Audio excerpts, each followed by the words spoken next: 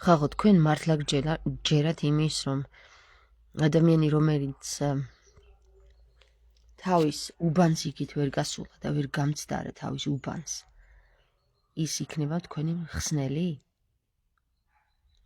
ნებისმიერი ქალი თუ კაცი, ადამიანი, რომელიც თავის უბანს ვერ გამცდარა და მარტო სიტყვებით შემოიფარგლება, ის იქნება თქვენი მხსნელი? კაი რა.